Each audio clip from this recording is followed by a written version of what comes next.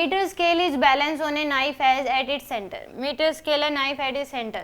तो यहाँ पे एक ऐसे स्केल है, इसका मैं ऐसे बनाती हूँ, यहाँ पे ये ऐसे मान लो ये एक स्केल है जिसकी लेंथ 1 मीटर है। कितनी मीटर है? 1 मीटर है। ठीक है जी।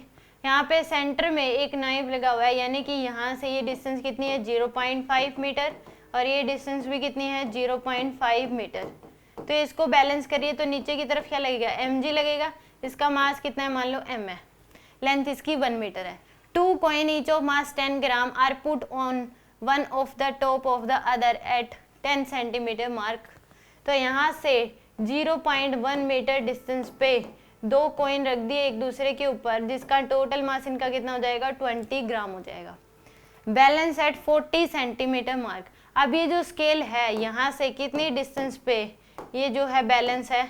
यहाँ से ये 0.4 मीटर डिस्टेंस पे, यहाँ से अब ये इसके अबाउट, यहाँ पे ये क्या है? इसके अबाउट ये बैलेंस है। अब यानी कि ये क्या हो रहा है? नेट टॉर्क इसके ऊपर 0 आ रहा है, यानी कि इसकी वजह से जो टॉर्क आएगा और इसकी mg की वजह से जो टॉर्क आएगा वो 0 है। इन दोनों कॉइंस की वजह से आएगा और इसकी वजह से आएगा, वो क्या है? अब बैलेंस है।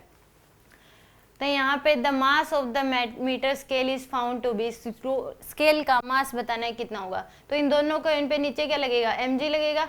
तो यानी कि इनकी वजह से टॉर्क ऐसे आएगा और इसकी वजह से टॉर्क ऐसे आएगा, दोनों क्या करेंगे? नेट टॉर्क 0 होगा।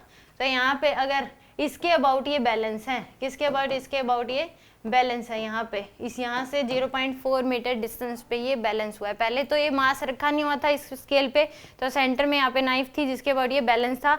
अब यहाँ पे 2 कॉइन रख दिए 20 ग्राम के, मान लो एक कॉइन रख दिया, मास उसका 20 ग्राम, तो अब ये बैलेंस हो रहा है यहाँ से 0.4 मीटर पे। तो इसका मास बताना है कितना होगा, यानी कि इसकी वजह से टॉर्क जो आएगा वो इधर और इसकी वजह से इधर, दोनों को बराबर पुट कर दो तो ये आ जाएगा mg, यानी कि इसका मास कितना है? 20 ग्राम। तो 20 इंटू 10 की पावर -3 इंटू में g की वैल्यू 10, और ये डिस्टेंस कितनी है? यहाँ से लेके यहाँ तक जो डिस्टेंस होगी ये इतनी हो जाएगी 0.3 मीटर। तो इंटू में 0.3 इक्वल टू इसकी ये डिस्टेंस कितनी हो जाएगी आपके पास? 0.1।